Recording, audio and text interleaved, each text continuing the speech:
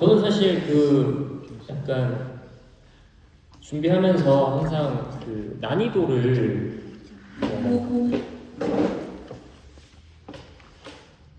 좀 이렇게 중간보다 조금 위로, 그러니까 조금 막 쉽게는 안 하는 것 같아요. 그러니까 그 이유 중에 하나가 여러분들이 충분히 다 이해하시고 다 습득하시고 흡수하실 수 있을 거라고 생각을 하기도 하고, 또 지금 사실 좀 어렵게 안 해놓으면 나중에는 더 어렵게 못 하거든요. 네, 나중에 나이 들어서 하려면 더 힘드니까 차라리 젊을 때 좀 어렵더라도, 어렵게 느껴지더라도 한번 해보는 게 좋겠다. 네, 또 그런 생각이 들어요. 그래서 레위기는 안 그래도 어려운 책인데, 예, 여러분들이 하면서 조금 어려울 수도 있어요. 출애굽기 하실 때보다 조금 더 어려울 수도 있거든요. 예, 출애굽기 할 때 어렵진 않았죠, 근데 은영자매님. 그런 거 예? 기억 안 나시죠? 예. 예. 감사합니다. 예. 그리고 제가 이렇게 하다가 중간중간에 뭐 질문을 이제 조금 질문을 좀 줄일까 싶어요. 여러분들한테 하는 질문이 조금 부담이 될 수도 있을 것 같아서 질문을 조금 줄일까 싶고, 대신 열린 질문을 조금 해볼게요. 뭐 편하게 대답하실 수 있는 질문들은 해볼게요. 근데 막 답을 요하거나 뭐 부담이 될 만한 질문은 최대한 한번 자제해보고, 그리고 여러분들은 질문을 편하게 해주시면 좋을 것 같아요. 하다가 뭐 궁금한 거 생기거나 하면은 바로바로 그냥 손 들고 질문해주세요. 그 자리에서 해결하고 넘어가는 게 훨씬 낫거든요. 끝나고 하셔도 돼요. 만약에 부끄럽거나 뭔가 따로 개인적으로 물어보고 싶은 게 있으면. 근데 되도록이면 같이 또 그 질문을 해결해 나가는 과정에서 같이 또 뭔가 받을 수 있는 은혜들이 있을 수 있기 때문에 하다가 질문이 생기시면은 바로 해주시면 좋을 것 같습니다. 그래서 유대인들 교육 현장 가보면은 혹시 본 적 있으세요? 유대인들의 교육? 엄청 시끄러워요. 막 토론의 장입니다. 그냥 하다가 뭐 궁금한 거 생기면 바로 그냥 지르거든요. 그래서 궁금하신 거 있으시면 편하게 나눠주시면 좋을 것 같아요. 그래서 제가 마지막에 보면은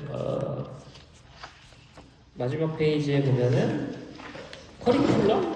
그냥 간단하게 적어놓은 게 있는데 보시면 읽어오는 게 일단 숙제예요. 예습을 안 해오면 사실 그렇게 크게 의미가 없거든요. 그래서 한번 미리 이거 막 하루에 그냥 한 장씩만 읽어도 돼요. 긴 내용이 아니라서 이제 첫 번째 주만 조금 길 것 같긴 한데 9월 28일 거만. 근데 나머지는 그렇게 길지 않아서 미리 예습해 오시면 되고 한번 읽어 오시면 되고, 읽으면서 모르는 부분, 궁금한 부분 세 가지 정도 한번 뽑아 오시면 될 것 같아요. 그러니까 질문을 세 가지 뽑는 거죠. 근데 만약에 저를 당황시키는 질문이 있다 그러면 제가 커피 쿠폰 드립니다. 형우를 당황시켜라. 형우를 대답 못하게 만들어라. 근데 너무 유치한 그런 건 안 되고, 그러니까 유치하다는 게 뭐라고 해야 되지, 네? 공룡이요? 오. 꼬투리 잡는 그런 거. 그런 것만 아니면 좋을 것 같아요. 좋습니다. 네. 그래서 이제 시작을 해볼까요? 일단 저희들 성경 공부를 하기 전에 앞서서 왜 성경 공부를 하고 이 레위기가 어떤 책인지 먼저 보기 전에 성경이 어떤 책인지 한번 보도록 할게요. 아마 출애굽기 할 때 한번 다뤘던 내용이긴 한데 또 출애굽기 했던 분들은 복습하는 의미에서 또 같이 한번 보면 좋을 것 같아요. 여러분 왜 등록하셨을까요? 기대하시는 바가 있으셨나요?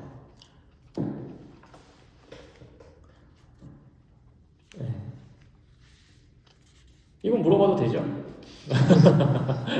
우리 처음 뵙는 분들이 조금 있으신데, 우리 민슈 저는 이제 성경을 한 3번 정도 읽어봤는데 오, 삼도. 레이디가 되게 저한테 되게 어려웠어 이해가 안 되는. 아, 궁금했구나, 레이가. 아, 출애굽기는 안 궁금했어요? 아, 죄송합니다. 네? 통달해서 있는. 아, 통달해가지고. 역시. 좋습니다. 궁금해. 준표는? 저요? 저는 그 성경 지도 못 풀어주고 아, 제가 웬만하면 다 몰라가지고 제가 어, 빨리 시작을 해야 돼요. 좋습니다. 그래도 어쨌든 성경에 대한 그런 좀 마음이 크네. 그죠? 좋습니다. 성경을 알고 싶어서. 좋아요, 좋아요. 종익은요?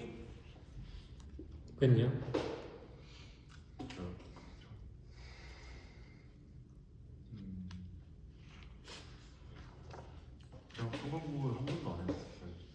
뭐라고요? 한국 공부를 한 번도 안 해봤어요. 그래서 하고 싶어가지고. 좋습니다.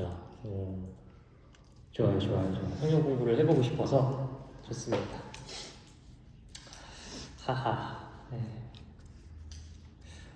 좀 부담이 되긴 하네요. 잘해. 출애굽기가 너무 좋아서요.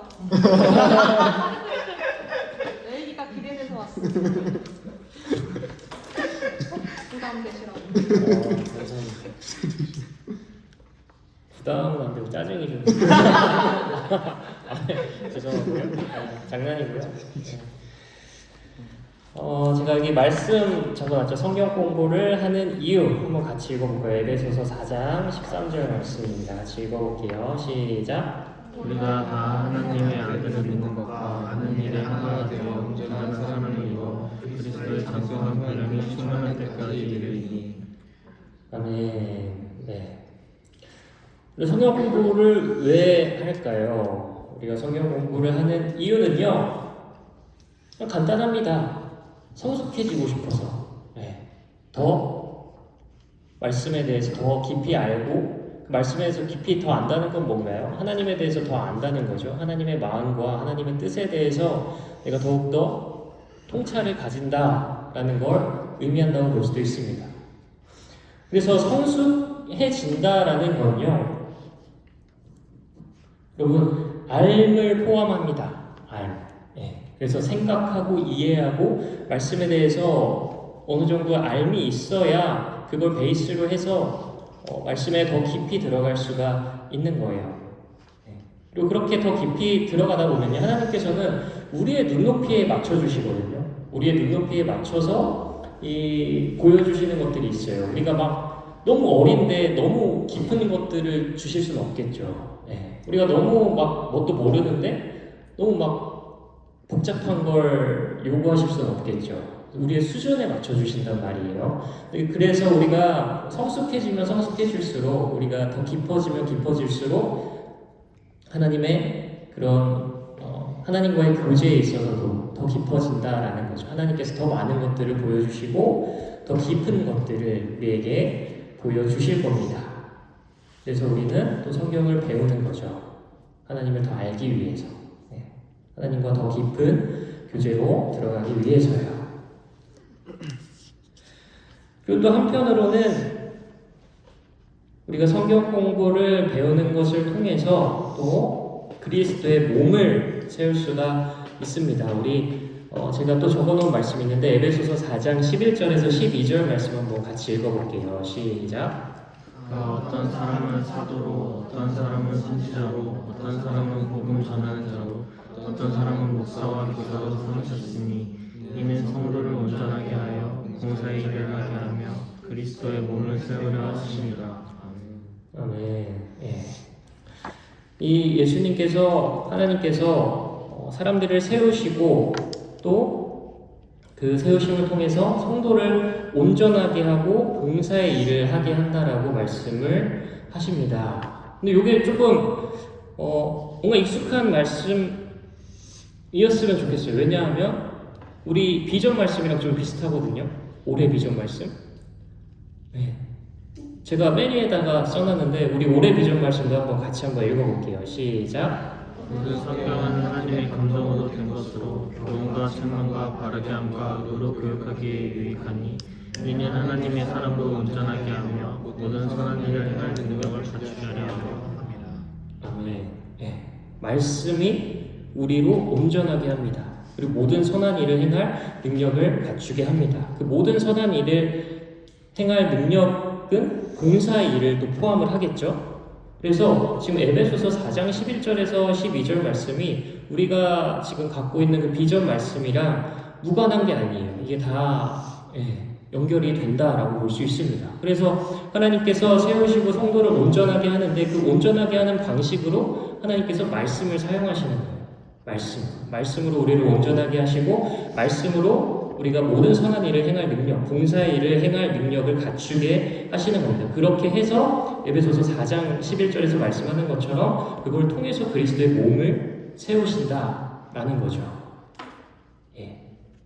그래서 우리가 성경 공부를 함을 통해서 우리의 몸도 세워지지만 우리도 성숙해지지만 그것을 통해서 또 우리의 공동체도 우리가 성숙하게 할 수 있다라는 겁니다. 이 교회를 우리의 공동체를 우리가 세워나갈 수 있다라는 거죠.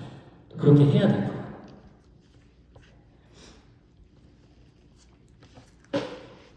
그래서 우리는 성경 공부를 하고 있습니다.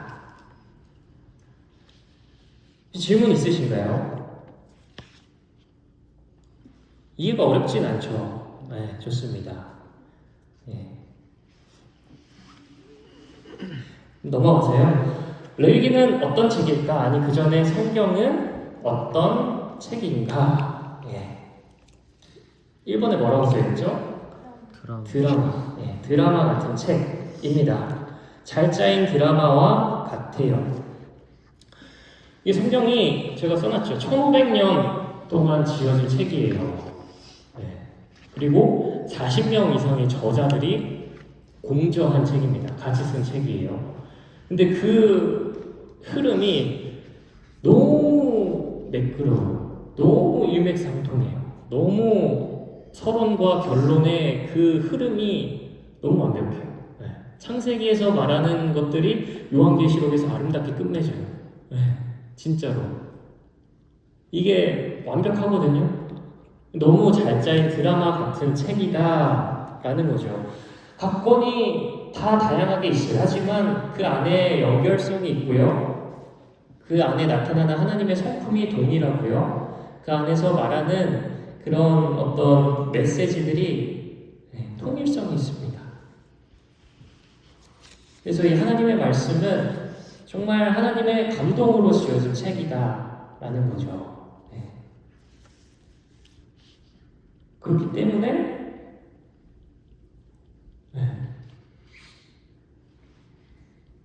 오직 하나님의 감동이 있는 책이기 때문에 우리가 이 책을 대하면 대할수록 우리 또한 하나님의 감동을 얻겠죠.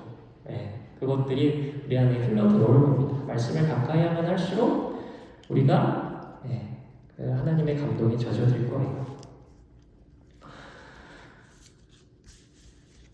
그 제가 두 번째 별표에다가 총감독, 주인공, 연출 이렇게 써놨는데요. 총감독이 누구시게요? 맞아요. 주인공은 누구시게요? 예수님.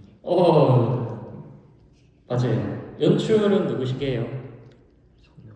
맞아요. 성령님입니다. 총감독은 하나님이시고 주인공은 예수님이시고요. 연출은 성령님이십니다. 그럼 나는 뭘까요?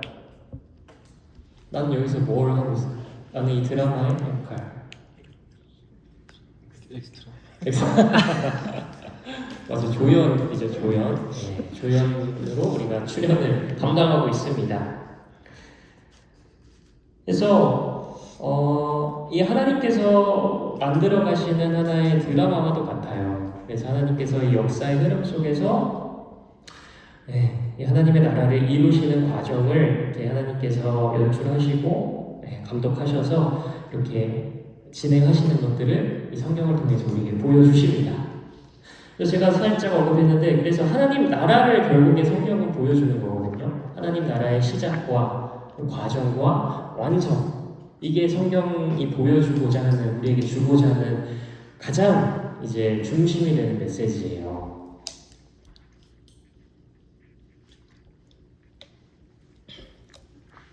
제가 하나님 나라 되게 많이 얘기를 했던 것 같은데, 여러분들이 알고 있는 하나님 나라를 그럼 어떻게 알고 계실까요?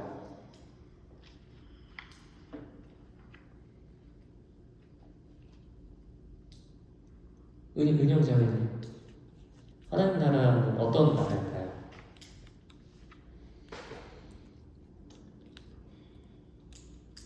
사자와 어린 양이 뛰노는 편안한 나라. 오, 좋아요. 맞아요. 완벽한 평안과 완벽한 그런 어떤 아름다움? 그런 것들이 있는 곳이죠. 왜 근데 완벽한 아름다움과 완벽한 평안이 있을까요? 그 이유는 하나님이 다스리시는 곳이기 때문이에요.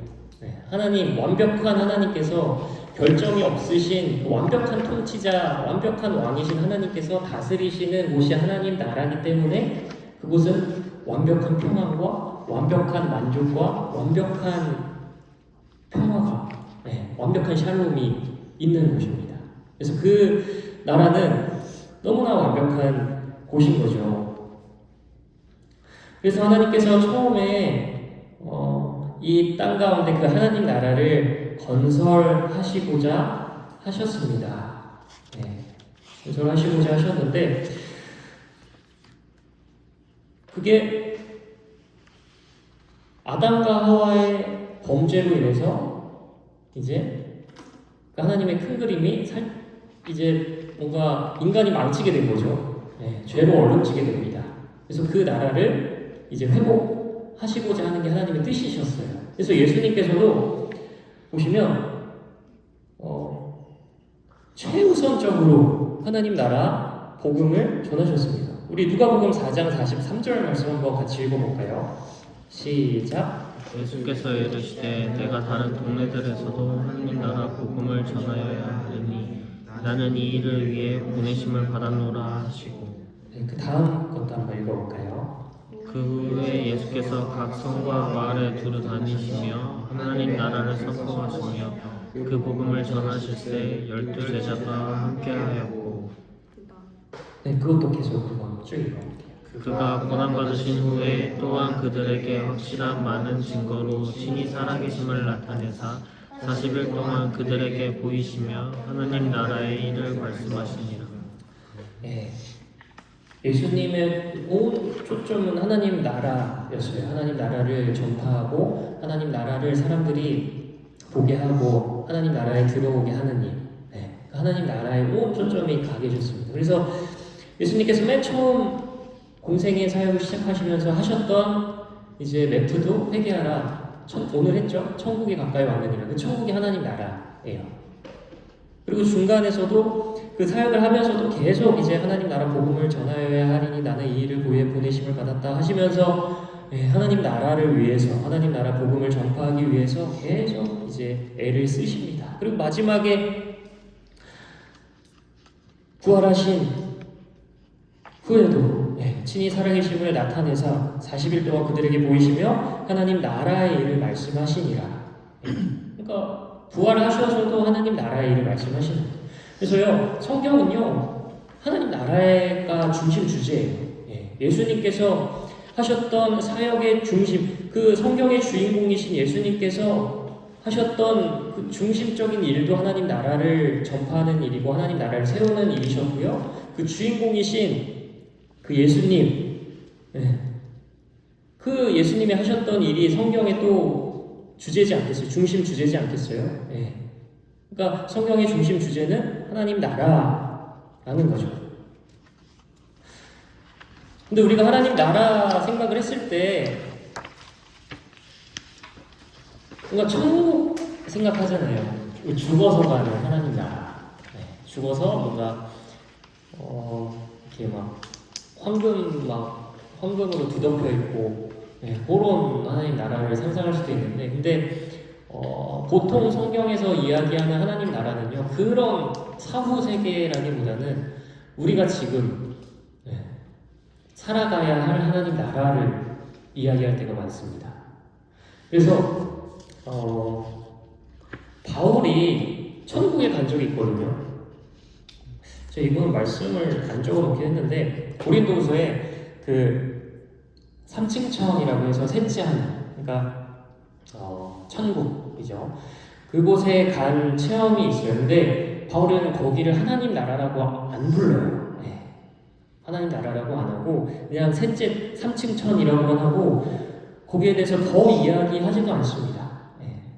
그거는 아예 그냥 관심이 없는 것처럼 좀 해요. 그래서 우리가 지금 집중해야 하는 하나님 나라는 우리가 죽어서 가는 하나님 나라라기보다는 우리가 지금 이곳에서 살아가야 할 우리가 경험하는 하나님 나라, 그 나라를 의미합니다.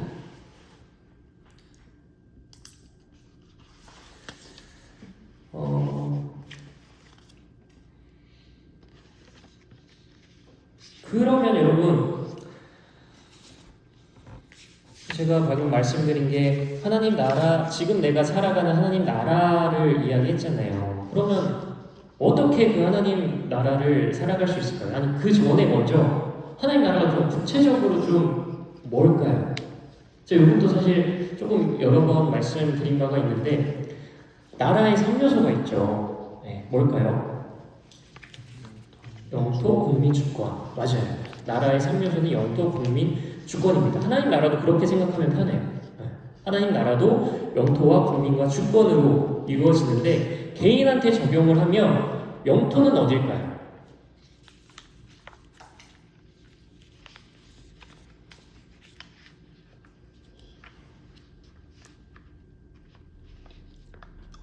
편하게 내 몸. 네, 그렇죠. 나의 마음, 구체적으로는 나의 마음이 되겠죠. 그리고 국민은 나죠. 네. 그리고 주권은 또 하나님께 있으시고요. 공동체에 적용을 하자면 영토는 내가 있는 곳일 겁니다. 네. 내가 살아가는 곳. 뭐 학교가 될 수도 있겠고, 뭐 직장이 될 수도 있겠고요. 거기서 국민은 누굴까요? 나, 너, 우리. 네. 이제 나를 벗어난 이제 좀 공동체적인 느낌이 되는 거죠. 나, 너, 우리 이렇게 되는 거예요. 그리고 주권도 하나님께 있는 거고요. 그래서 간략하게 얘기를 하자면요, 하나님 나라는 주권자이신 하나님 그리고 그 통치를 받는 국민인 백성들, 하나님의 백성들, 그리고 그 백성들이 살아가는 땅, 이렇게 구성이 됩니다.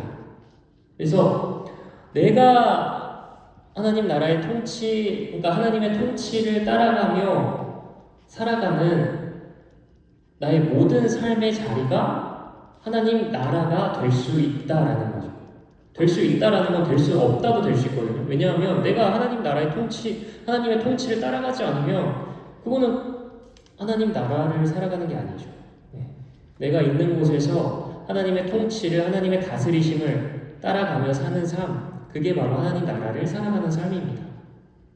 하나님의 통치를 따라가는 삶이 뭘까요? 네. 조금 더 구체적으로 하면은 말씀에 순종하는 삶. 네. 말씀에 순종하는 삶이에요. 하나님의 뜻에 순종하는 삶. 하나님의 뜻을 알고 그 뜻에 순종하는 삶이겠죠. 그래서 말씀이 너무 중요한 거예요. 말씀을 알고 그 말씀이 어떤 의미를 갖고 있는지. 사실 말씀도 되게 곡해되어 있는 게 되게 많거든요. 우리 출애굽기 할 때도 많이 좀 제가 오해되고 있는 것들 많이 했었는데 혹시 기억나는 거 있으세요? 출애굽기 할 때 송아지 발등선, 신의 발등선. 네. 그런 맞아요. 그 신의 산이었죠. 네, 신의 산에서 이스라엘 백성들이 송아지 우상을 만들어요. 네, 근데 그게 이제 그냥 단순한 우상이 아니었죠. 그런 것도 있었고, 그리고 저는 그것도 기억나네. 지성소 들어갈 때 대제사장 발에 방울 달고 네, 들어갔던 거. 네. 그 은영자매님이 그때 엄청 질문하셔가지고 아주 좋았는데 기억나세요? 감사합니다. 네, 하여튼 우리가 말씀에 대해서도 이게 또 고대 언어고 막 좀 복잡하고 한 부분이 있다 보니까 말씀에 대해서도 잘못 이해하고 오해하고 있는 부분들이 많이 있습니다. 레위기도 마찬가지예요. 레위기도 되게 많이 곡해라고 해야 되나 오해라고 해야 되나 그런 것들이 되게 많이 있어요. 일단 제가 카톡방에 올렸던 그 제목부터 좀 오해 아닌 오해가 좀 있죠. 레위인에 대한 책이, 그러니까 레위인에 대한 언급이 많이 없어요. 레위기는. 네. 근데 이제 제목이 레위기로 붙었는데 어쨌든. 네. 그래서 말씀이 중요하다. 말씀에 순종하는 삶을, 말씀을 따라가는 삶을 살아야 합니다. 네. 그리고 또 우리가 성경을 통해서, 말씀을 통해서 하나님 나라의 역사를 볼 수가 있습니다. 하나님 나라의 역사를 볼 수가 있는데, 여러분 성경에서 말하는 거는 되게 이분법적이에요. 그럼 이분법 되게 안 좋다고 배우지 않으셨나요? 선악 뭔가 아닌가? 저만 그렇게 배웠나? 저는 이분법을 되게 안 좋은 걸로 배웠거든요. 그러니까 이분법으로 막 세상을 나누면 안 된다. 그런 이야기를 많이 듣고 자랐는데, 근데 성경은 선과 악에 대해서 정확히 이분법적이에요. 네. 선 아니면 악입니다. 그 외에 중간지대가 사실은 없어요. 네. 그래서 하나님의 통치 아니면 죄의 통치입니다. 특별히 이 통치에 대해서는 정확하게 나와요. 로마서에서 진짜 칼같이 나누거든요. 하나님의 통치 아니면 죄의 통치다. 육신의 법이 아니면 성령의 법이다. 네. 그렇게 나눠요. 그래서 이 하나님 나라의 역사는 이 싸움이에요. 하나님의 통치를 받을 거냐, 죄의 통치를 받을 거냐, 성령의 율법을 따라갈 거냐, 아니면 육신의 법을 따라갈 거냐, 요 싸움이에요. 그 흐름을, 그 역사를 보여주는 게 바로 하나님 나라의 이제 역사, 이 성경인 거죠. 그래서 죄의 통치가 처음 시작됐던 게 언제였을까요? 죄의 통치가, 그러니까 인간이 처음 죄의 통치로 들어간 날 언제였을까요? 맞아요. 선악과 따먹은 날. 네. 하나님의 명령을 어기고 이제 선악과를 따먹은 날. 네. 하나님의 명령을 어긴다는 건 결국 하나님의 통치에서 벗어났다, 하나님의 통치를 받지 않는다라는 뜻이거든요. 그리고 죄의 통치로 들어간 거죠.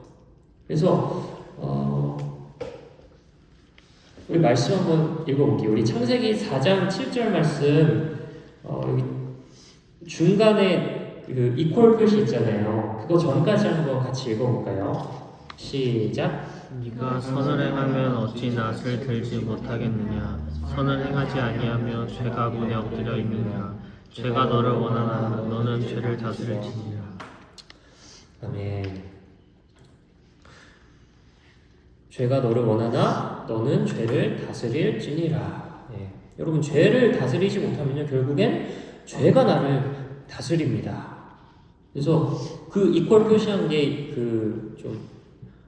현대인의 성경이라고 좀 쉽게 그 현대 말로 좀 풀어놓은 성경이거든요. 이것도 같이 한번 읽어볼까요? 시작. 네가 올바른 일을 하면 어찌하여 얼굴빛이 달라지느냐? 네가 올바르지 못한 일을 했으니 죄가 너의 문에 도사리고 앉아서 너를 지배하려고 한다. 너는 그 죄를 잘 다스려야 한다. 그렇죠. 죄가 나를 지배하려고 합니다. 네. 나의 문에 도사리고 앉아서. 네. 그러니까 틈을 보는 거죠. 나를 지배할 틈을. 나를 지배하려 하는데 어떻게 말씀하시죠? 너는 그 죄를 잘 다스려야 한다. 네. 그래서 하나님의 통치 아니면 죄의 통치예요. 죄의 통치에 넘어가는 순간부터 하나님의 통치는 잘 기능을 우리 안에서 하지 못하게 되죠. 죄가 가득하게 되면, 나중에 거룩에서도 이야기할 거예요. 죄가 가득하게 되면 하나님께서 함께 하실 수 없는 상태가 되는 거예요. 요거는 제가 레위기에서 말하는 그 원리, 진리인데 요건 제가 뒤에서 한번 다룰게요. 어쨌든 그래서 인간은 그 아담이 범죄를 한 이후로 하나님께 반역한 상태가 됐습니다. 하나님의 통치에 반하는, 하나님의 통치를 거역한 그 뭐라 그래요? 레벨? 반역자가 된 거예요. 반역자. 그래서 이런 상태에서는 하나님의 통치가 바르게 실현될 수가 없습니다. 그럼 여러분 어떤 선택이 이때 가능할까요? 어떤 선택지들이 있을까요? 여러 선택지가 있을 건데 그냥 단순하게 생각하면 반역한 사람들을 제거하시든지 아니면 뭐 인간을 대체할 다른 존재를 세우시든지 아니면 그냥 아예 세상을 리셋하시든지 세상을 없애시든지 그런 선택지들이 단순하게 생각하면 있죠. 근데 하나님께서는 그런 선택을 하지 않으시고 어떤 선택을 하셨죠? 세상의 불완전한 역사가 그대로 진행되게 하셨습니다. 그리고 그 역사 속에 들어가셔서 인류를 구원하시는, 다시 하나님의 통치로 들어오게 하시는, 복음을 통해 다시 하나님의 통치 가운데 들어오게 하시는 그런 선택을 하시죠. 그래서 하나님께서 지으신 그 하나님의 세상에 대해서 포기하시지 않았어요. 방관하시지 않았어요. 그 가운데서 하나님 나라를 회복하셨어요. 그 속에 들어오셔서 책임을 지신 거죠. 하나님의 역사를, 하나님의 나라를 완성하십니다. 기어코. 그리고 그 모든 역사를 보여주는 게 이 성경이고요. 요한계시록 때 하나님의 나라는 완성됩니다.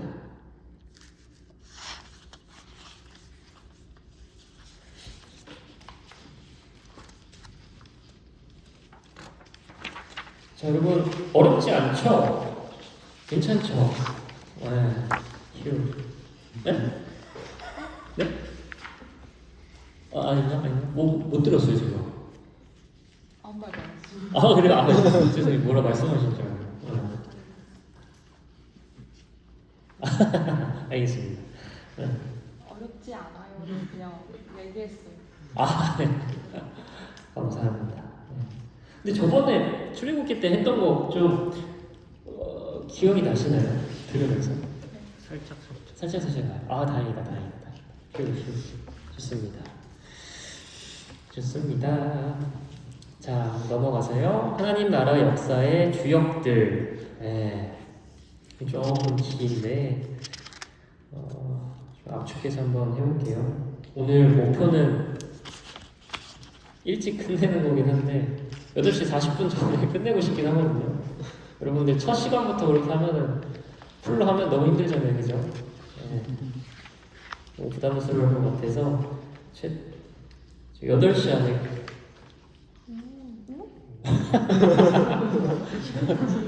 8시 안 하시겠다고요? 9페이지까지. 지금 37분인데. 3분에 6페이지 들고. 네? 저 믿고 따라오세요. 와. 부담은 또 좋습니다. 하나님 나라 역사의 주역들 볼게요.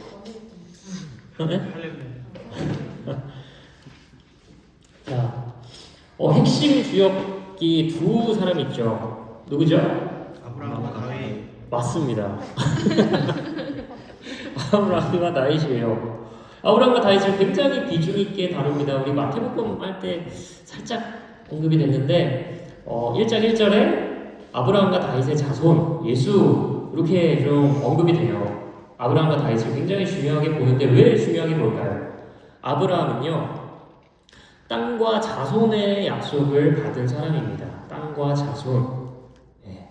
하나님께서 아브라함의 자손으로 큰 민족을 이루게 하시겠다고 하셨죠.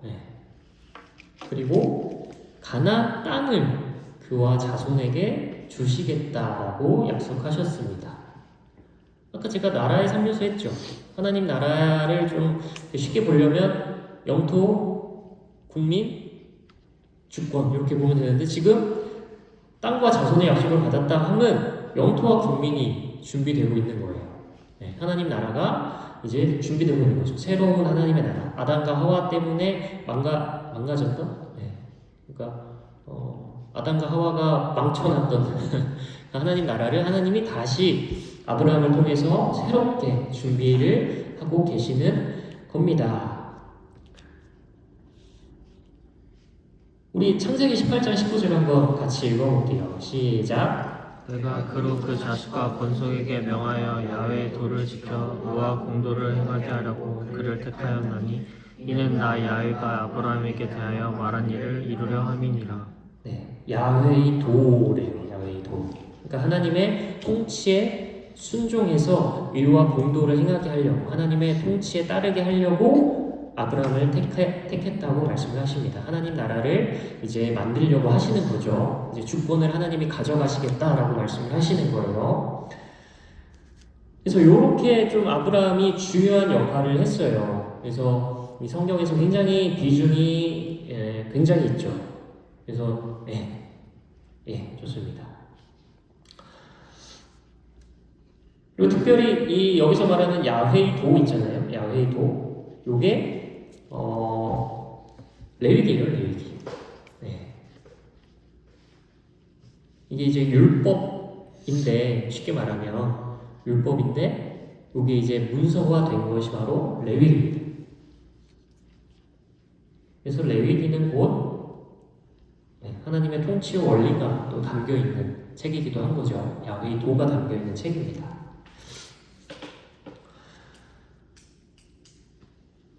그래서요. 그러면 다윗은 왜 중요할까요? 다윗. 사실 하나님께서 이스라엘을 택하셨습니다. 그죠? 하나님의 거룩한 제사장 나라로 부르셨어요. 거룩한 민족으로 부르셨어요. 하나님의 나라를 이제 만들기 위해서요. 근데 이스라엘 백성이 성공했을까요? 아니죠. 대차게 실패합니다. 너무나 실패해요. 죄를 너무 짓죠. 계속 짓습니다. 그래서 그 실패한 그 이스라엘 그 하나님의 나라를 또 망칠 위기에 처해 있습니다. 그래서 하나님의 다음 플랜이 바로 다윗 왕조였어요. 다윗 왕조. 다윗에게 하나님이 영원한 왕권을 약속하시죠. 그 영원한 왕권은 곧 예수님을 통해서 성취되는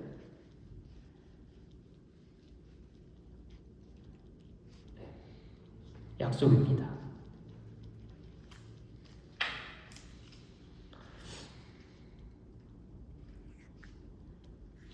그래서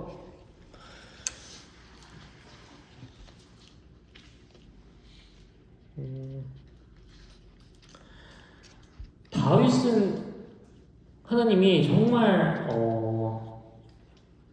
우리에게 모범으로 제시하는 왕이거든요. 너네들 이렇게 살아라. 요게 진짜 잘 사는 거다. 요게 진짜 그 하나님의 통치 안에서 사는 거다라고 보여주시는 모범이거든요. 그래서 하나님께서 다윗을 택하셔서 이제 그의 후손에게, 그러니까 예수님, 그를 통해서 그의 후손으로 예수님을 보내시고 그 예수님을 통해서 그 하나님의 나라를 또 회복하시는 그런 또 계획을 또 말씀을 해주시는데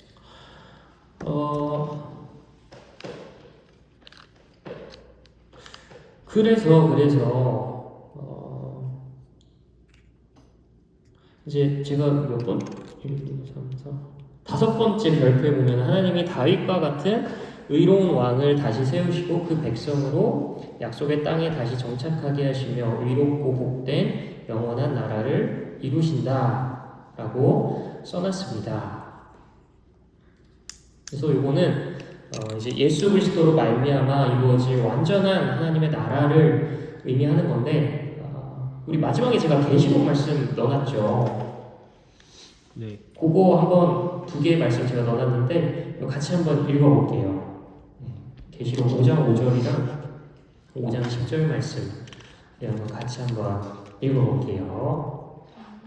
시작. 장로 중에 한 사람이 내게 말하되 울지 말라 유대 지파의 사자 다윗의 뿌리가 되었으니 그 두루마리와 그 일곱 인을 떼시리라 하더라. 그들로 우리 하나님 앞에서 나라와 제사장들을 삼으셨으니 그들이 땅에서 왕 노릇하리로다 하더라. 예, 이게 무슨 말이냐면 구원받은 모든 성도가 이제 새하늘과 새 땅에서 예수님과 함께 그 나라에 예수님과 함께 그 나라에서 왕노릇 할 거다라고 말씀하시는 건데 제가 하나 말씀을 못 드렸네요. 대리통치자 개념을 말씀을 못 드렸네요. 대리통치자라고 들어보셨나요? 출애굽기 때 제가 한번 이거 OT 때 얘기하긴 했었는데 대리통치자라는 개념이 있거든요.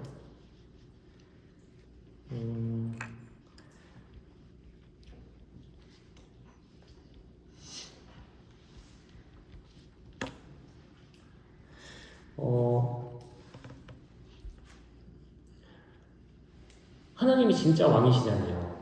그렇죠? 근데 아담과 하와를 지으시고 아담에게 하나님이 그 땅을 정복하고 다스리라라고 말씀을 하십니다. 땅을 경작하고 땅을 이제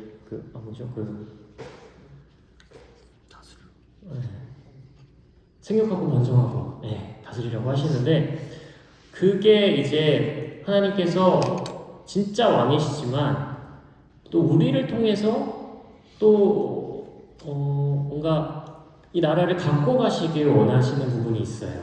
그래서 그게 대리통치자 개념인데 그러니까 하나님께서 우리를 왕으로 부르셨고 우리가 또 그 하나님의 법과 하나님의 뜻을 따라서 그 하나님의 나라를 이제 다스리는 그런 개념이 있거든요.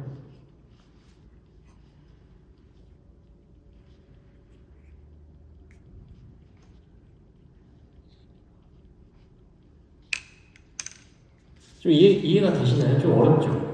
대리통치자. 근데 간단해요. 그냥 하나님께서 우리 또한 하나님처럼 그 왕처럼 세워지기를 바라셔서 그렇게 우리를 왕으로 세우시는 그런 건데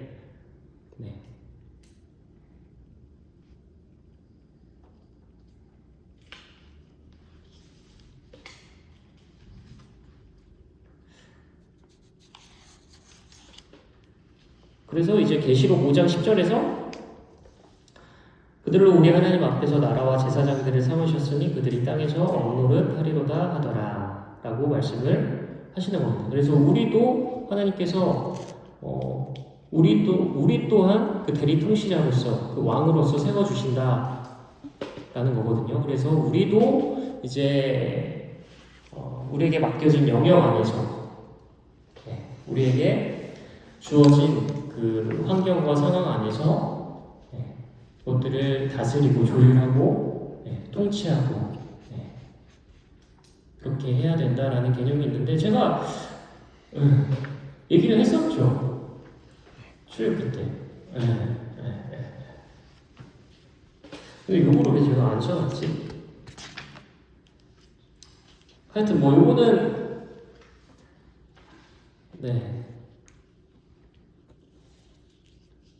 이거는 제가 뭐 나중에 필요하다 싶으면은 더 말씀을 드리도록 할게요.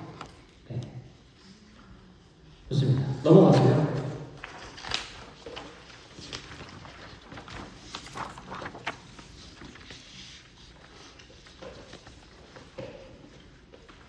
하나님 나라. 그래서 나랑 무슨 상관인가? 그래서 그 성경에서 그렇게 주구장창 성경의 주제로서 하나님 나라를 삼으시고 하나님의 나라를 이야기하시는 이유는 뭘까요? 한번 곰곰이 한번 생각해 보세요. 이유는 뭘까?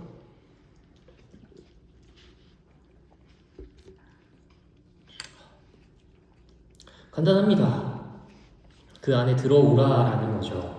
그 안에 들어와서 살라라는 겁니다. 왜? 그 하나님의 통치가 진짜니까. 그 하나님의 통치가 완전한 통치니까. 그 안에 형통과 평안과 모든 결핍이 사라진 충만함이 있으니까. 목마를 일도 없고 배고플 일도 없는 완벽한 완전한 곳이기 때문에 그 안에 이제 들어와서 살라라는 거죠. 그 죄에 빠지지 말고 죄의 통치 밑으로 들어가지 말고 하나님의 통치 밑으로 들어오라라는 거죠. 그래서 그렇게 하나님의 나라를 계속 이야기를 하십니다. 그래서 결국엔 사랑이에요, 사랑. 우리를 살게 하시려고 하나님의 통치 밑에서 우리를 숨쉬게 하시려고 우리를 회복시키시려고 우리를 사랑하시니까 그 하나님의 나라를 계속 이야기를 하시는 겁니다.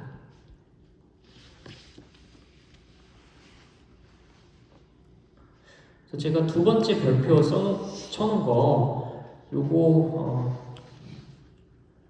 우리 예은자매님 한번 읽어주실래요? 하나님 나라 신학은 무엇보다도 먼저 자기 부인을 통해 하나님의 통치를 극대화시키는 신학. 예수 그리스도의 주권 고백자들에게 주어진 성령의 종횡무진한 역사하심을 갈망하는 신학. 하나님의 통치권은 하나님 백성의 순종과 신뢰의 크기에 비례해서 증드되고 심화. 모세오경에서 줄곧 하나님의 말씀과 언약에 대한 신뢰와 하나님의 법도와 율례에 대한 복종이 하나님 통치를 매개하고 구현하는 결정적인 통례였다. 네, 이거 뭐 되게 막 길게 써놨는데 결국엔 그거예요.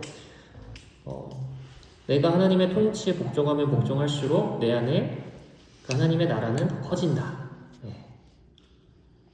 그거에 비례해서 더 하나님의 나라는 깊어진다. 그 이야기입니다. 그리고 또 그게 나뿐만 아니라 우리 공동체로도 또 퍼져나갈 수 있겠죠.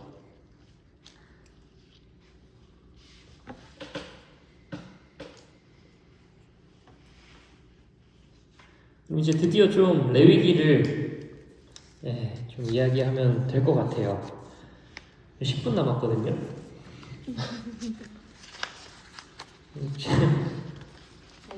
8시 10분까지만 해도 돼요. 알겠습니다. 자, 30분까지 네? 30분까지요? 좋습니다. 30분까지 할게요. 강연자분이 하라고 그래가지고.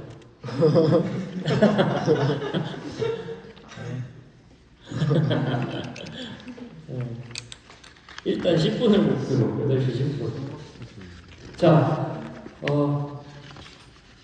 제가 여기 어떤 표를 하나 넣어놨죠. 성경 안에서 레위기는 어떤 책일까 하고 창출의 민신. 창출의 민신을 뭐라고 할까요? 율법서. 오, 좋습니다. 율법서 혹은 모세오경 이렇게 부르죠. 그 중에서도 레위기는 가장 중심에 있어요. 이 율법서의 모세오경의 꽃은 레위기입니다. 보물 진주는 레위기예요. 그래서 사실 출애굽기 19장부터 민수기 10장까지의 그 맥락 속에서 레위기를 보면 좋은데 근데 우리가 출애굽기를 이미 했기 때문에 그거 살짝씩 보면서 가긴 할 거거든요. 그래서 어쨌든 지금 시내산에 있어요. 시내산에서 성막이 완성된 직후에 하나님이 이제 율법들을 수여하시는 지금 부분이 바로 레위기입니다. 지금 시내산에 있는 거예요. 민수기 10장까지 시내산에 있어요. 넘어가세요. 그래서 이거는 많이 보여드릴 표고 중에 그 노란 거 있죠. 언약 있죠, 뭐냐. 노란 거 찾아주시면 보이시죠, 이거? 네. 그래서 레위기는 두 부분으로 나눌 수가 있습니다. 세 부분으로도 나눌 수 있는데 그거는 제가 뒤에 가서 한번 설명드릴 거고요. 일단 두 부분으로 나누면 제사와 거룩, 정확히는 성결인데요. 이렇게 두 부분으로 나눌 수가 있습니다. 그래서 지금 시내산에서 하나님이 그 거룩에 대한 법들, 율법들을 수여하시는 장면이 레위기고요. 지금까지 레위기는 너무나 따분했습니다. 그렇죠. 난해하고 어렵다는 이유로 외면을 당해왔습니다. 특히 복음과 율법을 비교하면서 율법은 진짜 아무 쓸데없는 율법을 지금 봐서 뭐하나 그거 그냥 유대인들의 법인데 지금 봐서 뭐하나 이런 생각으로 인해서 좀 레위기가 많이 외면을 당했죠. 어떻게 보면 율법 백이론자까지 좀 많이 있었어요. 그래서 율법은 쓸데없다. 율법은 성경에서 빼야 된다도 있었어요. 구약은 보면 안 봐도 된다. 또 있었어요. 심각하면. 그 너무 극단적으로 가면 그런 사람들도 있었어요. 하지만 율법은 그 자체로 의미가 있습니다. 여러분,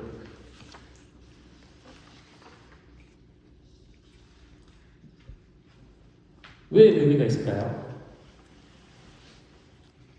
하나님이 말씀하신 거라서. 오, 맞아요. 오. 근데 왜 그렇게 생각하셨어요? 하나님의 통치를 받으려면 그 법에 따라야 되니까. 오, 맞아요. 맞아요. 그래서 사실은 조금만 더 구체적으로 하면은, 율법의 형식이 있고요. 율법의 정신이 있습니다. 근데 그 율법의 형식은요, 예수 그리스도가 전부 완성했습니다. 전부 충족시켰어요. 전부 만족시켰어요. 형식. 네. 이거 제가 뒤에 가서 조금 더 할 건데,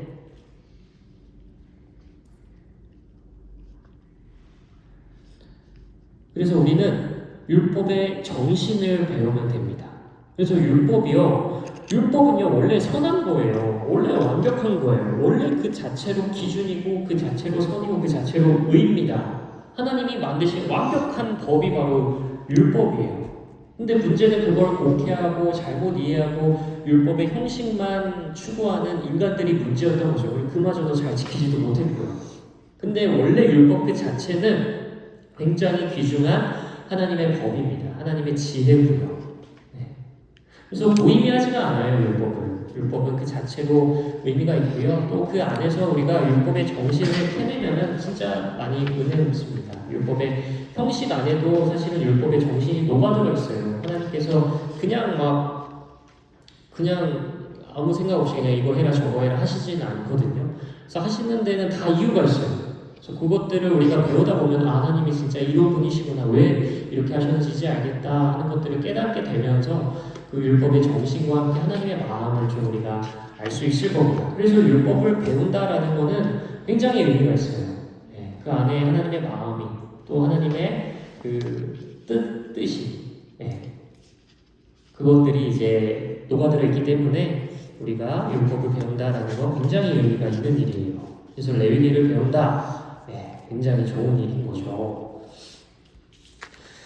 그래서 앞으로의 우리가 볼 레위기는요, 그런 식일 거예요. 율법의 정신들을 좀 살펴볼 겁니다.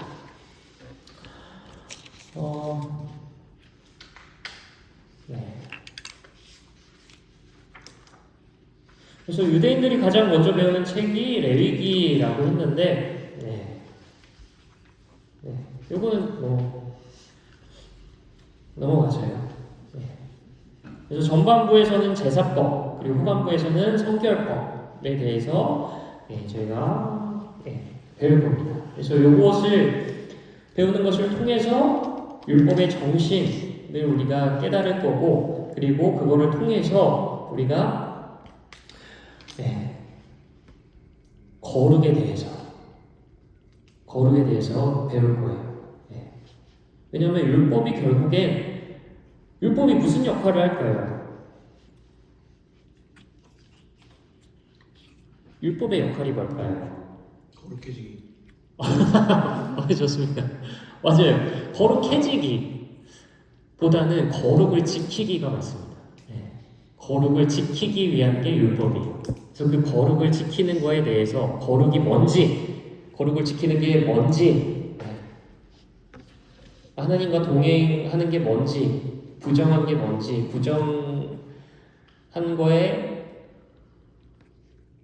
영향은 뭔지, 그런 것들, 그런 것들에 전반적인 것에 대해서 우리가 배울 겁니다. 그리고 바이크라 뭐였죠?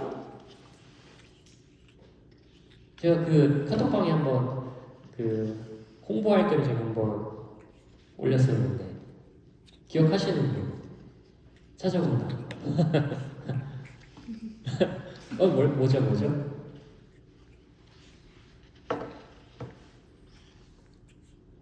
전체 카톡방 아닐까? 맞아요. 전체 카톡. 오. 오호호호호호 맞아요. 배가 그거 불렀답니다. 그가 불렀다. 배가 불러. 내가 불렀다는 줄. 배가 불렀다. 네. 배가 아니라 그가 불렀다고요? 그는 하나님이에요. 누구를 부르셨을까요? 우리. 네, 우리. 네. 이 성경의 맥락에서는 모세고요. 이제 더 깊은 의미로 봤을 때는 우리, 나입니다. 그래서 레위기는 그가 부르신 모든 부르심 받은 성도를 위한 책인 거죠.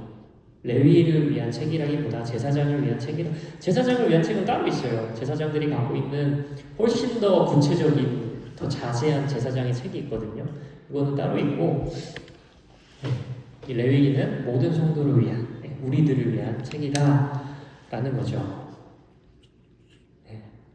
그래서 제가 다음에 여기 밑에 레위기 19장 18절 말씀 나왔는데, 원수를 갚지 말며 동포를 원망하지 말며 내 이웃 사랑하기를 내 자신과 같이 사랑하라. 나는 야훼니라.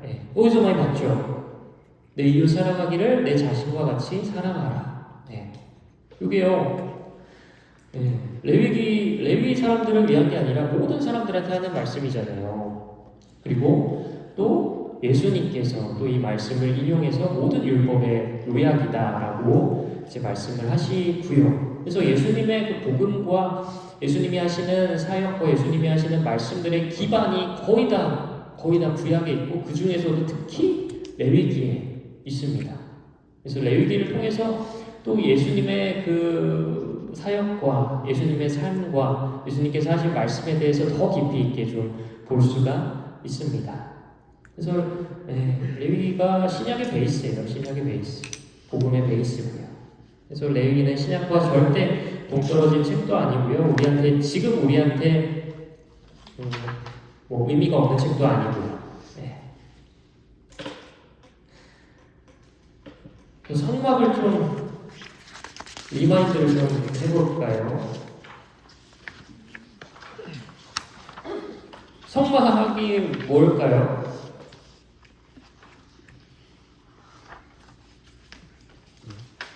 여기 써있네, 성막. 맞아요. 광야에 지어진 성전, 하나님과 교제를 나누는 장소. 그래서 이 성막, 곧 성전을 중심으로 이루어져야 할 백성의 거룩한 삶을 이야기해 줍니다. 이 성막, 회막, 성전, 예수님, 네 가지 있잖아요. 왜 다 그냥 똑같은 말이라고 보시면 돼요. 이제 조금 더 구체적으로 설명을 해드릴 건데, 그리고 제가 아까 바이크라 말씀드렸잖아요. 바이크라, 그를 부르셨다. 그가 부르셨다.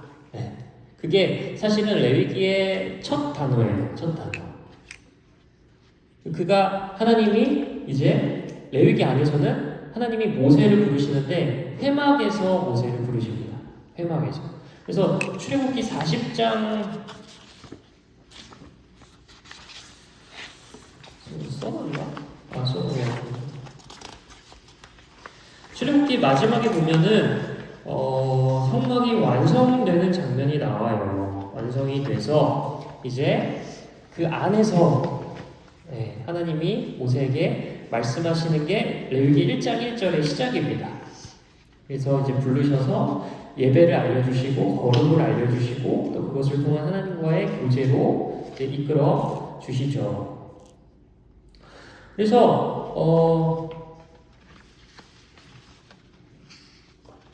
제가 표가 아니라 그림 보면서 한번 이야기해볼까요? 그림. 이게 출애굽기 때 했던 그림인데 이거 누가 그렸을까요? 목사님 아니 큐티에 무슨 권위자가 사실 저는 그림을 못 그려서 네. 그 뭐냐 이런 거 권위자가 한 명 계셔서 그분 책에서 따왔어요. 네? 맞출 수 있는 건 줄 알았어. 아, 죄송해요. 제가 한번 이상한 장난 한번 쳐볼게요. 네. 여러분 레위기 같이 공부하려고 저도 진짜 공부 열심히 했어요. 막. 네. 감사합니다. 아니 그런 게 아니라 그런 게 아니라 여러분들이 좀 믿어도 된다. 네. 네. 저도 최대한 할 테니까 여러분들 너무 막 불신 가질 필요도 없다. 제가 왜 이 얘기를 하여튼 성막을 보면요, 맨 처음 사진을 보면은 가운데 있죠. 네. 네, 이스라엘의 가운데 있습니다. 하나님께서 의미 없이 막 하시는 분이 아니라고 했죠. 아무 생각 없이 하시는 분이 아니라고 했죠. 가운데에 뒀다라는 것은 이 성막을 중심으로 살으라는 거예요. 네. 그래서 이스라엘 백성의 삶에는 늘 그 성막, 성전이 중심에 있게 됩니다. 그래서 성막에서 드리는 제사 예배를 통해서 거룩을 회복하고 거룩을 유지하며 살았습니다. 거룩을 실패하면 제사를 통해서 다시 거룩을 회복하고 삶에서 거룩을 지키면서 거룩의 사명을 감당하면서 살았던 거죠. 그리고 이 다음 사진도 여러분 좀 기억이 나시죠? 네. 오, 어떤 거 기억나세요? 후후. 예? 예? 죄송합니다. 예? 뭐 손 씻고 가는 오, 씻고 들어가야 돼. 물뚱어. 안에가 어둡다. 오. 그쵸. 그쵸. 실내니까 어둡겠죠. 뭐 이런 거. 금이요? 금 아니었나요? 금초대? 뭐야? 메노라? 떡. 떡. 맞아요. 떡이었나? 떡. 진설병. 예. 맞아요. 예. 예. 또 기억나는 거 있으신가요? 갑자기 신나는데? 내성소? 외성소? 오, 외성소? 아닌가요? 왜 지성소? 내성소. 외성소. 맞아요. 오, 좋습니다. 예. 아니에요. 아, 예? 예. 예? 그래서 이제 우리가 조금 용어를 좀 통일해야 되는데 레위기가 번역이 될 때 이게 히브리어 번역이 진짜 어렵거든요. 예.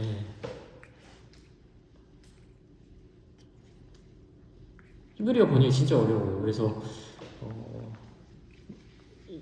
말이 막 되게 꼬여 있어요.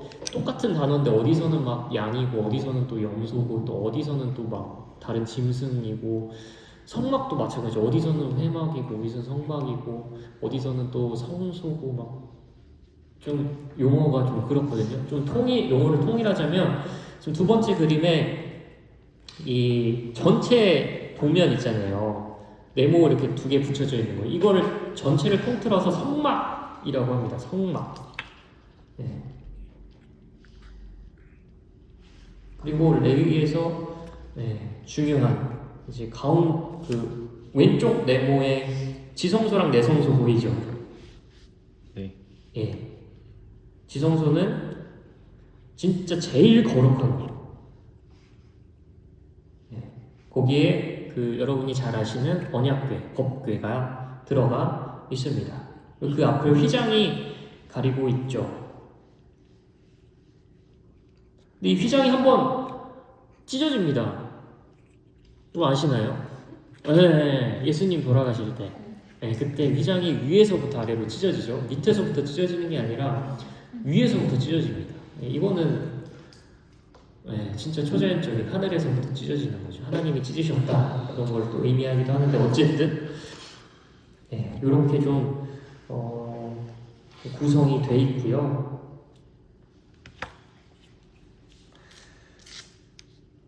네.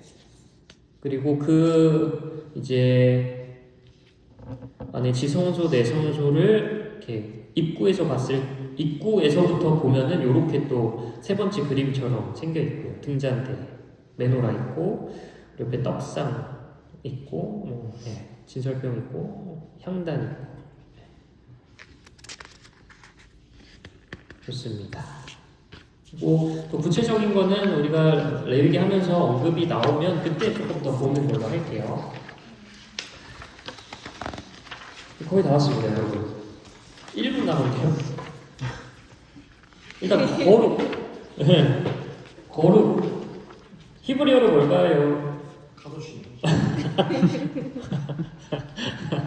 좋습니다. 카도시 혹은 코데시. 그렇게 히브리어로 이제 언급이 되고요. 레위기 안에서만 152번이 나와요.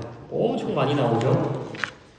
레위기 안에서만 152번이 나오고요. 그만큼 거룩에 대한 언급이 많다는 것, 또 레위기의 중심 주제가 거룩이다라는 것을 또 알 수가 있겠습니다. 여러분, 그럼 거룩이 뭘까요? 거룩. 맞아요. 물리적 개념이죠. 분리되어 있는 상태입니다. 분리되어 있는 상태. 동떨어져 있는 상태예요. 여기 우리가 거룩을 생각할 때 보통은 되게 윤리적인 개념으로 많이 생각을 하거든요. 뭔가 착하고 선하고 행실이 막 올바른 그렇게 생각을 하는데 그거는 거룩의 한 부분이에요. 거룩의 한 부분으로서 윤리가 있는 거예요. 거룩 그 자체는요 굉장히 물리적인 개념이에요. 세상에서 분리되어 있는 초월적인 그런 개념이거든요. 그래서요,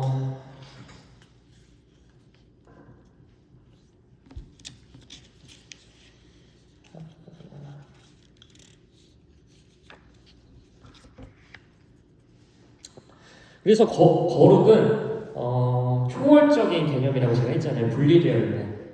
분리되어 있고 뭔가 동떨어져 있는 물리적 개념이면서 동시에 초월적인 그런 느낌이라고 개념이라고 했는데 그렇기 때문에 인간으로서는 거룩에 닿을 수가 없습니다. 인간이 거룩해질 수 있는 방법은 사실은 성경적으로 딱 하나밖에 없어요. 뭘까요? 하나님이 거룩을 주시면 그때 거룩해지는 거예요. 하나님께서 분리해 주시면, 하나님께서 구별해 주시면 그때서야 거룩해질 수 있는 겁니다. 그거 외에는 거룩해질 수 있는 방법이 없어요. 그러면 내가 거룩하니 너희도 거룩하라. 그 말씀 다들 기억하시죠? 아니 아마 접해보셨을 것 같은데 내가 거룩하니 너희도 거룩하라. 그럼 그거는 무슨 의미일까요? 내가 거룩할 수가 없잖아요. 노력해라. 어떤 노력이요?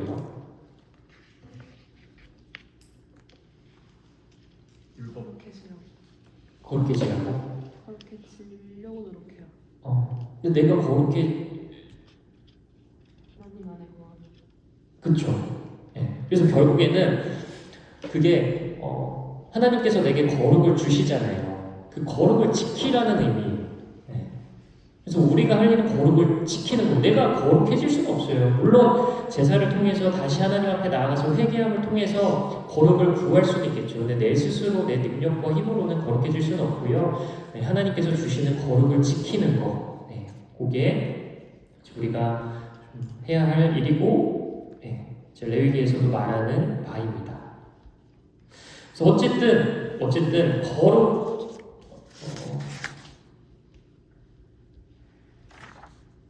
다음 장 한번 넘겨보시면 막 복잡하게 좀 화살표 많이 있는 그림 있잖아요. 네. 이게 레위기의 어떤 도식이거든요. 거룩과 정결, 부정의 도식인데 거룩이 이쪽 끝에 있으면 부정은 저쪽 끝에 있습니다. 그렇죠? 그래서 거룩과 부정은 사실 만날 수가 없어요. 예. 제가 아까 거룩을 잃으면 죄를 지으면 하나님이 함께 하실 수 없다라고 했는데 그게 여기도 녹아 있는 거예요. 뭐냐 하면은 거룩은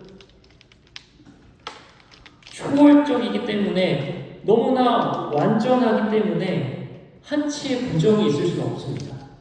너무나 그냥 완벽한 상태예요. 너무나 완전한 상태예요. 너무나 초월적이고 한치의 부정이 있을 수가 없는 상태. 한 톨만큼의 더러움도 있을 수가 없는 상태입니다. 아예 개념적으로 성립이 안 되는 거예요. 개념적으로 아예. 그래서 거룩이랑 부정함은 같이 있을 수가 없어요. 아예 그냥 개념 자체가 성립이 안 되는 거예요. 그래서 제가 여기 위에서 하나, 둘, 셋, 넷, 다섯, 여섯 번째 별표 보면은 네모난 원, 새까만 빛이라고 해놨는데 이거예요. 이게 말이 안 되는 말이잖아요. 네모난 원이 있나요? 없죠. 새까만 빛이 있을 수 있을까요? 없죠. 있을 수 있나? 없을 것 같아서 제가 써놨는데.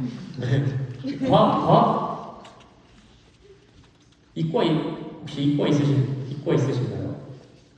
없습니다. 좋습니다. 네, 이게 어쨌든 부정과 거룩은 있을 수가 없어요. 같이 있을 수가 없어요. 그래서 아예 개념 자체가 성립이 되지 않기 때문에 그 거룩함 앞에서 인간이 부정해 있다면, 인간이 죄로 오염돼 있다면 그 거룩함 앞에서 존재할 수가 없는 거예요. 그게 아예 그냥 성립 자체가 안 되는 거예요. 넌센스예요. 같이 있을 수가 없어요. 그래서 인간의 죄는요, 하나님의 임재를, 하나님의 어떤 그런 함께하심을 불가능하게 합니다. 그래서 나중에 이제 레위기하면서 볼 건데 인간의 죄가 이제 성소를 오염시키기도 하거든요. 그러면 하나님이 떠나세요. 성소를 떠나세요. 하나님께서 자신의 이름을 두시겠다라고 말씀하신 곳임에도 불구하고 그 곳이 죄로 인해서 오염되면요, 하나님의 임재가 그곳에 있을 수 없기 때문에 하나님의 하나님의 임재가 떠납니다. 그래서 거룩이 사실은 진짜 중요해요. 거룩이 너무 소중한 거고요. 진짜 목숨 걸고, 제가 시험팀 할 때 얘기했는데 진짜 목숨 걸고 지켜야 되는 게 거룩이에요. 하나님이랑 함께 하고 싶다? 진짜 목숨 걸고 거룩 지켜야 되는 거예요. 거룩을 너무 가볍게 생각하면 안 돼요. 그래서 막 그냥 죄 지을 거 짓고 뭐 나중에 회개하지, 뭐 나중에 그냥 또 끊으면 되지, 또 뭐 예수님 십자가 있으니까 그냥 또 회개하면 되지, 그렇게 가볍게 생각할 게 아니에요. 하나님께서 내게 주신 거룩을 지키는데 진짜 힘써야 되는 거고, 그게 절대 가벼운 게 아니에요. 그래서 거룩. 근데 또 특별히 레위기에서는 이렇게 제가 밑에 동그라미 4개 그려놓은 거 보이시나요? 그 전 페이지. 네, 전 페이지. 8페이지. 밑에 동그라미 4개가 있는데 거룩의 등급이 또 레위기에서는 나눠지거든요. 그래서 1, 2, 3등급. 제일 거룩한 게 가운데 있습니다. 그래서 제사장, 희생 짐승, 성소, 속죄 이렇게 거룩합니다. 이게 이제 레위기에서 말하는 어떤 도식이고요. 넘어가서요. 넘어가서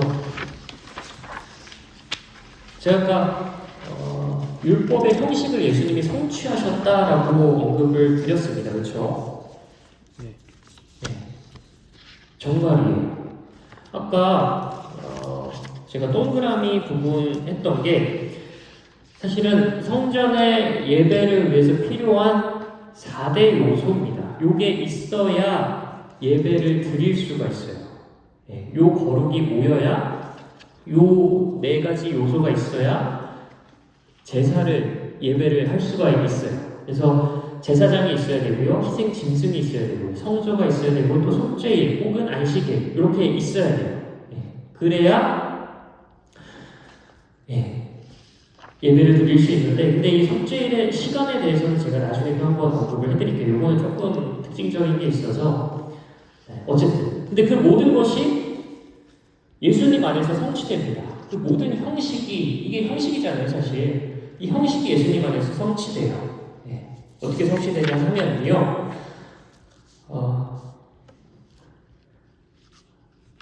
말씀을 좀 찾아봐도 되겠죠? 말씀을 좀 찾아볼게요. 히브리서 2장 17절 보겠습니다.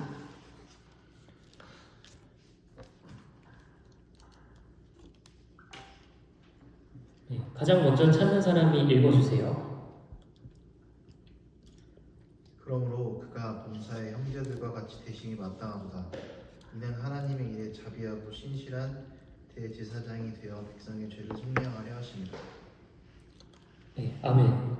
대제사장이 되셨죠. 이제 예수님께서 이 대제사장이 되신 겁니다. 그 희생짐승. 우리 요한복음 1장 29절 한번 찾아볼게요. 가장 먼저 찾으신 분이 읽어주시면 됩니다. 요한복음 1장 29절. 훗날 요한이 예수께서 자기에게 나아오시는 보고 이르되 보라 세상 죄를 지고 가는 하나님의 어린 양이로다. 뭐라고 말씀하시죠? 어린 양, 하나님의 어린 양, 희생제물, 희생제물이 되셨고요. 또 요한복음 2장 19절에서 21절 말씀 한번 찾아볼게요. 요한복음 2장 19절에서 21절 말씀.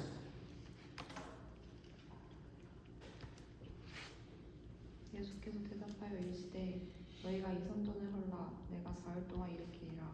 유대인들이 이르되 이 선전은 46년 동안 지었거늘 내가 3일 동안에 일으키겠느냐 하더라.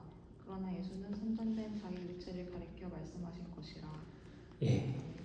성전, 예수님, 성소 그 자체는 예수님 그 자체가 성전이고 성소셨습니다.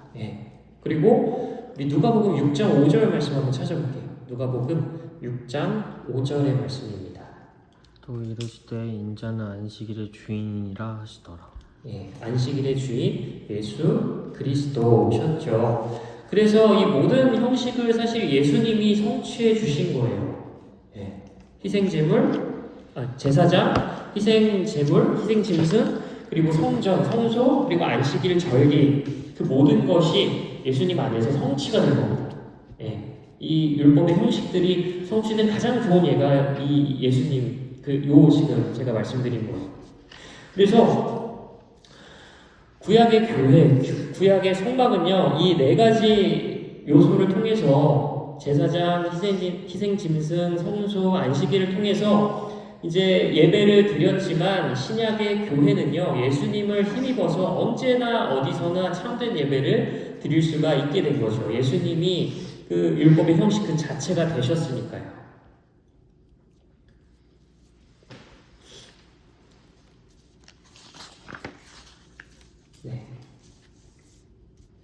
좋습니다.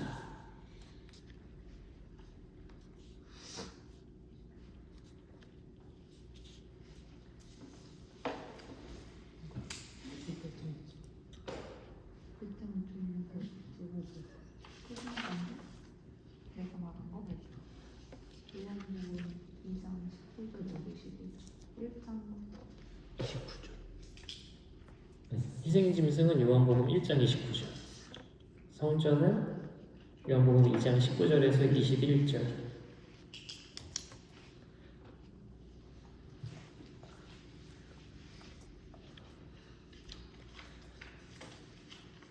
좋습니다. 자, 그러면 여기까지 하고요. 혹시 질문 있으신 분 있으세요? 혹시 하나 예. 어루도 구별됨이라고 들었던 것 같은데 네. 152번이 나온다고 하는데 이걸 구별됨으로 해석하면서 읽어도 돼요? 아, 거룩을요? 근데 그 거룩, 이거 조금, 좀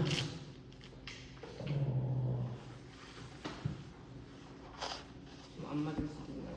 예, 왜냐하면 그 구별됨이라고 해석한 거는 거룩 그 자체의 뜻보다는 거룩이랑 같이 붙어 나오는 어떤 그 하밈인가 그 단어를 같이 엮어서 풀었을 때 나오는 뜻이거든요. 그래서 근데 그거를 구별됨이라고 봐도 상관없긴 해요. 네. 네. 그래서 만약에 그렇게 보시다가 뭐 안 맞는 부분이 있으면 안 맞을 수도 있다. 하지만 네. 한번 저한테 한번 물어봐 주시면 좋을 것 같아요. 네. 또 혹시 질문 있으신가요?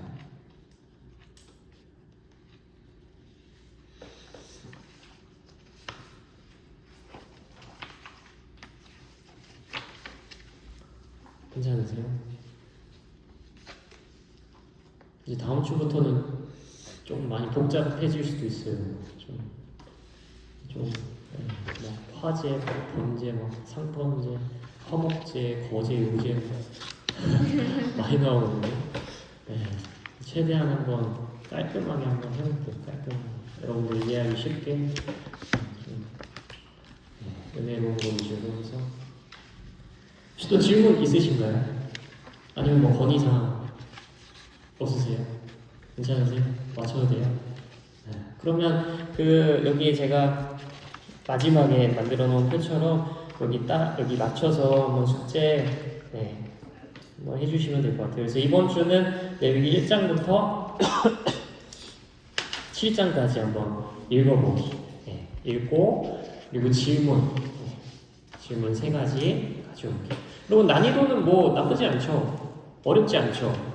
막 이해가 막 턱턱 걸리거나 막 뭔 말이야 하는 부분이 있으면 말씀해 주시고요. 좋습니다. 그러면 여기까지 하고 마무리하도록 할게요. 그러면 민수가 한번 기도해 주시고 마무리하도록 하겠습니다.